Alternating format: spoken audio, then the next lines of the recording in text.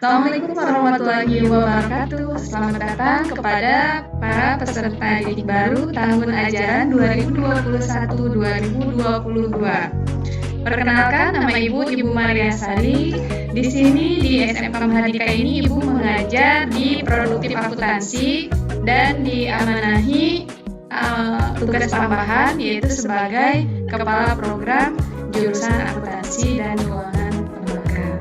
Pada kesempatan kali ini, Ibu ingin mengajak kalian semuanya untuk memahami materi mengenai kewirausahaan di masa pandemi. Terkait dengan materi kewirausahaan di masa pandemi, tentunya di antara kita ada yang bertanya-tanya ya, ada apa sih dengan COVID-19 yang memang sekarang itu sedang merebak, banyak orang yang takut untuk keluar rumah di antaranya. Kemudian banyak orang juga yang khawatir dengan masalah keuangannya karena kebutuhan semakin meningkat sementara kegiatan perekonomian makin menurun. Kemudian ada pertemuan antar orang itu menjadi terbatas, seperti halnya ada pelaksanaan PPKM yang sekarang sedang digulirkan oleh pemerintah. Kemudian banyak juga karyawan yang dirumahkan atau di PHK. Lalu perilaku masyarakat ketika di masa pandemi ini relatif berubah dari biasanya. Nah, bagaimana dampaknya terhadap dunia wirausaha? Tentunya ini sangat berdampak ya. Yang pertama, pasar itu menjadi lesu. Kemudian distribusi barang juga terhambat. Kemudian omset perusahaan itu turun drastis dari biasanya dan modal perusahaan juga tentunya akan terganggu. Lalu munculnya kredit macet karena orang-orang yang mempunyai utang itu relatif kesulitan untuk membayar utang tersebut. Lalu bahan baku itu akhir. Kemudian apa sih pilihannya? Nah, yang harus dilakukan di masa pandemi ini tentunya ada beberapa pilihan. Ada orang yang mungkin menutup usahanya, kemudian mengurangi produksi dan jumlah karyawan, kemudian bertahan agar usaha bisa tetap jalan dan karyawan bisa tetap bekerja. Ada juga yang seperti itu. Lalu diversifikasi produk untuk bisa bertahan. Ada juga yang mengganti usahanya, kemudian ada juga yang memilih menutup usaha untuk kemudian bekerja di tempat yang lain. Nah, yang berikutnya, apa yang harus dilakukan untuk bertahan di masa pandemi COVID-19 ini? Nah, ini yang menjadi pertanyaan banyak orang. Bagaimana kita bisa bertahan di masa pandemi COVID-19 ini? Yang pertama, itu di sini kita harus membangun kekuatan tim. Di mana di tengah pandemi corona seperti ini, itu semua pengusaha perlu beradaptasi secepat mungkin. Salah satunya adalah dengan cara membangun kekuatan tim menjadi tim yang lebih solid. Lalu dengan memiliki tim yang solid, maka segala beban dan kesulitan menjadi akan lebih ringan dan akan lebih mudah untuk diatasi. Lalu apalagi? Yaitu mengatur cash flow atau alus kas. Nah, intinya kita harus bisa mengurangi pengeluaran yang tidak mendesak atau tidak penting. Jadi sekiranya itu pengeluaran itu tidak penting, lebih baik kita tunda dulu. Kita gunakan keuangan kita untuk membiayai pengeluaran-pengeluaran yang sifatnya mendesak dan penting saja. Itu dalam hal pengelolaan keuangan ya. Kemudian kita harus membangun empati. Dalam situasi seperti sekarang, menjalankan bisnis adalah bukan hanya sekedar untung ya, tetapi kita juga harus mempunyai yang namanya empati. Kemudian, bagaimana mengatur cara kerja pengusaha dan karyawan dalam situasi pandemi COVID-19 ini?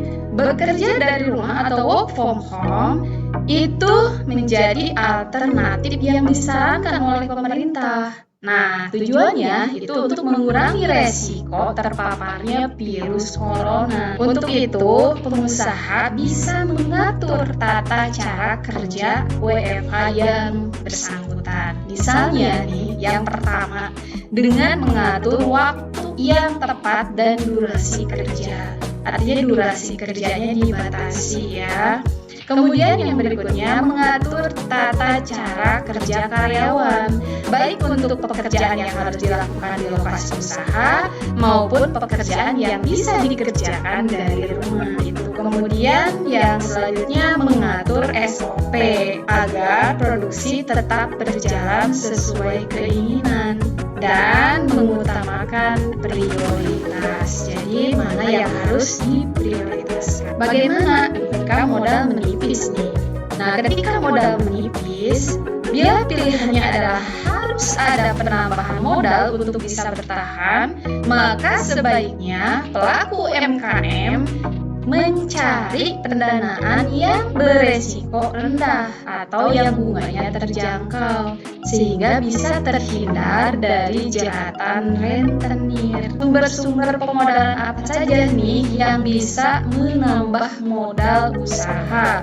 Di antaranya yang pertama itu ada pendanaan dari bank dengan bunga yang rendah. Jadi kalian bisa mencari pendanaan dengan bunga yang rendah. Kemudian koperasi, ada juga lembaga keuangan non-bank tentunya dengan bunganya yang terjangkau. Kemudian lembaga-lembaga BUMN dan swasta itu dalam bentuk pinjaman bergulir dari dana CSR.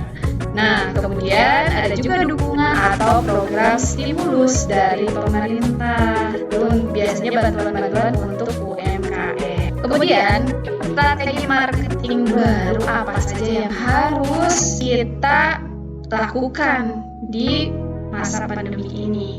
Yang pertama itu kita harus menjaga hubungan dengan konsumen agar hubungan kita tetap terjalin. Kemudian yang berikutnya, yang kedua, memanfaatkan seluruh sumber daya termasuk komunitas. Jadi jika kita punya komunitas, nah itu bisa kita manfaatkan. Dan pastikan bisnis kita bisa dilihat melalui online. Bisa dengan kita menggunakan media sosial seperti Facebook, kemudian Instagram, boleh juga mungkin TikTok dan lain sebagainya ya, atau di toko-toko online baik itu Shopee, kemudian Lazada, Tokopedia dan sebagainya. Bisa juga dengan GoFood, GoMart dan lain sebagainya. Nah, sesering mungkin kita harus melakukan penawaran terhadap produk-produk yang dibutuhkan dengan tentunya harganya yang terjangkau. Nah, adapun yang berikutnya adalah diversifikasi produk. Dalam situasi pandemi COVID-19 ini, di mana hampir semua usaha terjadi penurunan omset. Tapi ada beberapa bisnis nih yang mendapat banyak keuntungan dari hasil penjualan produknya. Nah, di antaranya bisnis apa itu? Nah, bisnis-bisnis di masa pandemi yang memang naik omsetnya, di antaranya yang pertama itu adalah bisnis alat-alat kesehatan seperti masker, resil, hand sanitizer, APD, dan beberapa alat kesehatan yang lainnya. Kemudian untuk bisnis makanan, minuman sehat, dan sembako, lalu bisnis obat-obatan dan produk suplemen seperti vitamin C, vitamin E, dan suplemen sejenisnya. Kemudian bisnis buah-buahan, sayur mayur, perikanan, peternakan, dan lain-lain juga masih tetap maju ya di masa pandemi. Kemudian bisnis jamu herbal seperti kunyit, temulawak, jahe, kencur, kayu manis, laos, dan daun sirih. Lalu bisnis berbasis hobi, diantaranya seperti ini yang lagi merebak ya, sekarang ada tanaman hias, kemudian ada penulis lepas, ada desain grafis, dan lain-lainnya. Baik itu penjualannya itu secara offline maupun secara online. Nah, yang berikutnya kita harus merencanakan dan kita harus mengerjakan, artinya rencanakan dan kerjakan. Action ya. Sebaik apapun ide bisnis atau rencana bisnis yang kita miliki, jika tidak dijalankan atau dikerjakan, maka tidak akan pernah menjadi usaha apalagi menjadi sukses. Maka mulailah menjalankan usaha yang sudah direncanakan dengan penuh keyakinan dan ketekunan.